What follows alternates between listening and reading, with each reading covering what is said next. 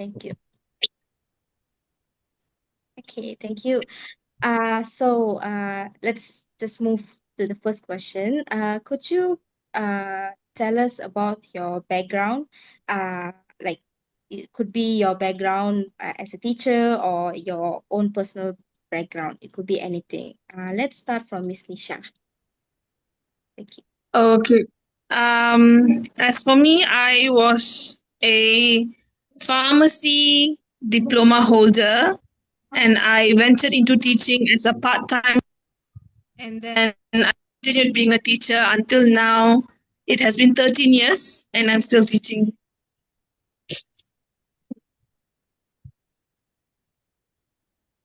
All right, I'm really glad to know that. And let's move to Mr. Kugen. Kugen, is that how I pronounce your name? Yes. Okay, thank you. Yeah. So would you like to tell us about your background?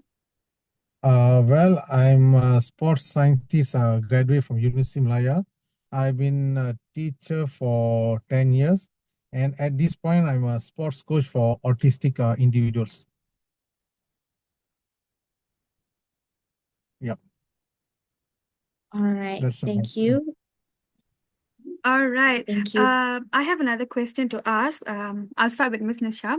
Miss Nisha, would you like to share any experience or any incident that made you want to become a teacher? Is there any particular moment that you remember? Nothing in particular. The thing is, I was the elder grandchild in my family. So my cousins were all at least 5 years younger than me. So it has always been a practice where the eldest cousin teaches the younger cousins, right? Uh-huh. So yeah, that habit just cultivated sort of thing. And then this ambition of becoming a teacher has been there since I'm 7. Cita-cita menjadi guru since 7 years old. So yeah. Nice, nice. I can very much relate to that because I do have an elder sister and she's also a teacher. That's nice to know. What about you, Mr. Kugan? Well, teaching is never my profession. I wanted to be a doctor, neurosurgeon in particular. But along the way, I realized that teaching was more interesting to me. And that's how I became a teacher. Nice, nice, awesome.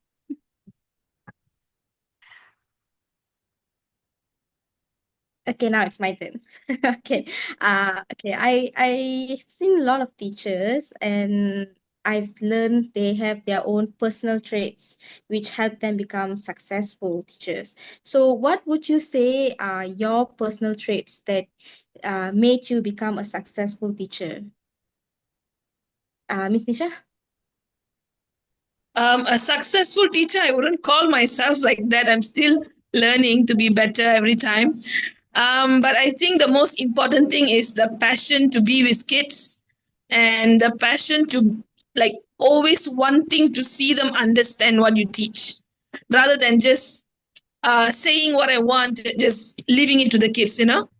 Because I work primarily with little kids. I work with lower primary and upper primary kids mostly. So yeah, from my point of view, I see that the passion to be with kids and to teach them, to see them understand, that's the most important trait, I guess. Right, thank you, Miss Nisha. I see that it's a wonderful trait because not a lot of them would have the passion actually. Yeah. So I guess Mr. Kugan also have his own personal traits. So would you like to share with us? I would say I'm not the modern teacher where they give in too much. Right now, classes are recorded, TikTok. I would say I'm the more traditional type. So for me, discipline comes in. Everything must be right. This is this, that is that. Where there's a clear line lah, to do what to do. Yeah. Right. Okay. Mr. Kugan, what would you say any personality trait that should someone have before entering the teaching profession? First, they need to know why they are becoming a teacher first. Many people are going to teaching because they think teaching is easy. Teaching is never easy. I can so much relate to that. I mean, I can see what is happening there. What about you, Miss Nisha? Before entering, I think a lot of acceptance. You must be ready to accept because it's not only from the kids, but also the parents, the management. There are many things because most of the time, these three doors, I would say, the students in the class, the management of the school, and parents' inputs, they do not tally. But being a teacher, you are in the middle person. You've got to take in what everybody says and try to do your best for the kids. End of the day, when you want to become a teacher, it's about the kids. So, not losing that ground and willing to take in and not lose the ground. That willingness should be there before you decide to become a teacher, I think. Wow. Wow. That sounds really wonderful because Miss Nisha have 13 years of experience and Mr. Kugan has like 10 years of experience. So it sounds really how do I say that the acceptance. I think I could see that you have really accepted everything. Okay. Okay, let's move on to our next question. Okay, the next question is that what character or qualities do you think should be cultivated to improve the personality of an outstanding teacher? What would you say? Mr. Kugan, let's go with you first this time. Number one is the character that we need as a teacher. What they need to have is they are willing to go extra mile. All right, they don't do this for money, for the sake of money. Number two, service is about if you are in a mindset of is to service to the kids or the whoever your students are. That is a very strong point to have. And number three, there's no favoritism when it comes to teaching career.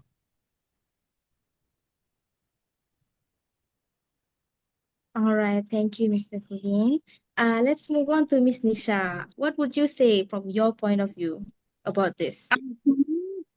You said what character I should cultivate, right, to become better.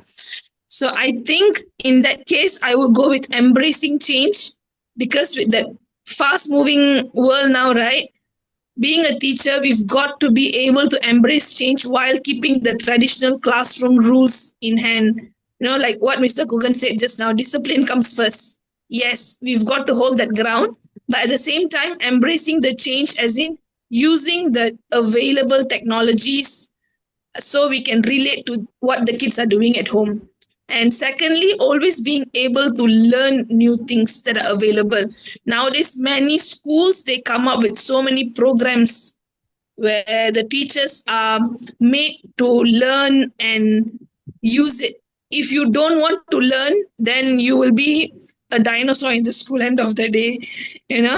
So yeah, being always willing to learn new things and embracing change, I would say. Just a quick question. Is Miss Nisha, are you using any TikTok or any modern technologies in your classroom? No, I don't do that. I don't go into social media when it comes to teaching in class because that's a very dangerous platform because it really plays along the lines of how to say personal space and workspace. Mostly in schools, students and teachers are not supposed to be in that line. We should always keep our lines drawn very strictly. Yeah. So these TikTok things all are just as a reference, maybe. I mostly use YouTube channels, but I use it as a reference in my classroom. All right, thank you. Kai, let's Yeah. move on. Mr. Kugan and Miss Nisha, just now I asked you what teachers, what characteristics or what qualities they should have, and what should they have in the classroom and before entering a classroom. Now I would like to know what are the personality traits that they should not have as a teacher. Mr. Kugan? Well, the teachers, the one thing that shouldn't be present in a teacher, the characteristic or the trait is they just go and finish up the syllabus. Nothing more than that. They don't go more than that. I just want to get my syllabus done and my work is done. This is what a teacher shouldn't have in their mind. Any particular reason you would say? Because it leads to anything? Because it leads, there's no purpose. If they want to do it just to finish up the syllabus, they can finish up and they can move forward fast without realizing what is the understanding of whatever topic has been covered, the understanding level for the students. Each students are different, they cannot track. So a good teacher is they know each student's needs. They don't go just to finish up the syllabus. They will incorporate syllabus with the understanding of the kids. And those who can't understand, can't cope, they will go extra mile to help them. Understood. What about you, Miss Nisha? Most importantly, as a teacher, the one thing that we shouldn't have is favoritism. Most teachers, they tend to lean towards the brighter kids. You know, when they do differentiation in class, they lean towards the brighter kids and they cater towards the brighter kids. And then the non-academically inclined kids, they usually look at them as a disturbance or just give them an activity to just get it done with. That favoritism shouldn't happen. And another one, a teacher should never be exam oriented. A true teacher shouldn't be exam oriented. Preparing kids for exam is like preparing a product in a factory just to do the work. That's it. It's Just not to get about the quality check. understanding. Yes, that's it. Yeah. All right. Understood.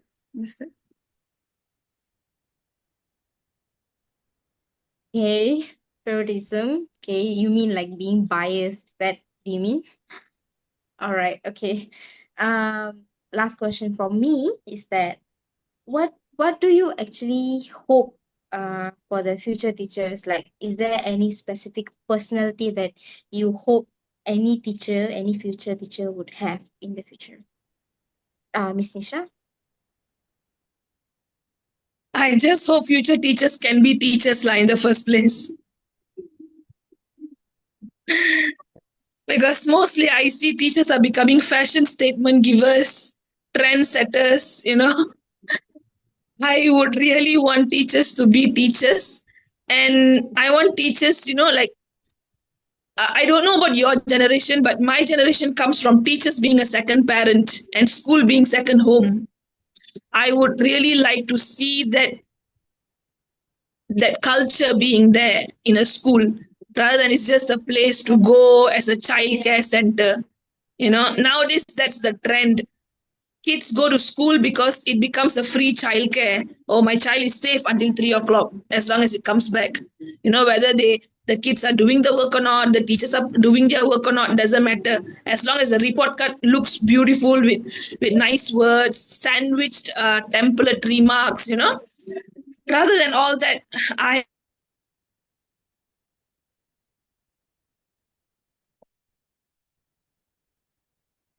Okay, let's just give Miss Nisha a moment. She's frozen there. okay. Is it okay? Yeah. Better. So did you hear my answer fully? We heard until the sandwich template report card. So now schools are filled with that last sandwich remarks and stuff like that. So I would really love to see schools being schools and teachers being and prosper in life. Prosper in life. All right. Thank you, Miss Nisha.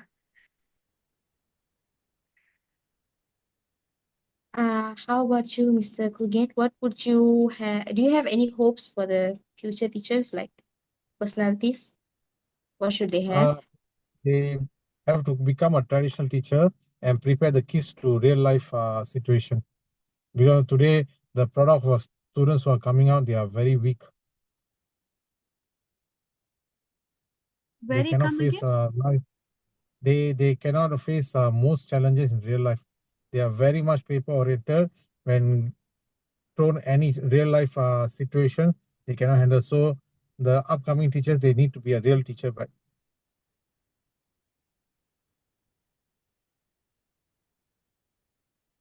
All right. I have Thank you, last Mr. question. Kugen. I can see both of you are very much experienced. Like both of you have combined of 23 years of experience, teaching experience. As future teachers for Boga and I, it's a very good exposure, I would say. Is there any advice you would give for future teachers or any final words for us, Mr. Kugan? Well, first and foremost, as I said just now, be a teacher. Okay, kids are kids. We have to treat them like kid, not friend. Okay, we are teacher, they are students. Have to make that straight first. Okay, and don't have to expect a good relationship. Like today, even when I go and meet my teachers back, I still have the respect to them. I don't mingle with them like a friend. They are my teacher, and I am a student, even till today. So what makes me to come to that stage? Because they were teacher first. They were hard on me. For at one point I didn't like it, but I understand why they did that to me. Thank God they have done that to me. What about you, Miss Nisha?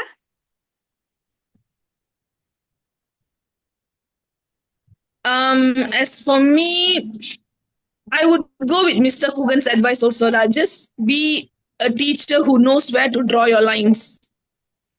Don't give in to the modern stigma of stereotyping of how a teacher is supposed to be friendly. You know, always remember paper and pencil works the best. Yeah. Understood. So basically, all we have to do is the boundary, the line that we draw for the kids is what making them a better person in the future. All right. Thank you so much for your time. I know it's late, but thank you so much for taking your time and agreeing to be interviewed. Once again, thank you so much, both of you, and have a good night. All right. Thank you. Good night. Thank you, Mr. Kugan. Thank you, Ms. Nisha. Bye. Enjoy.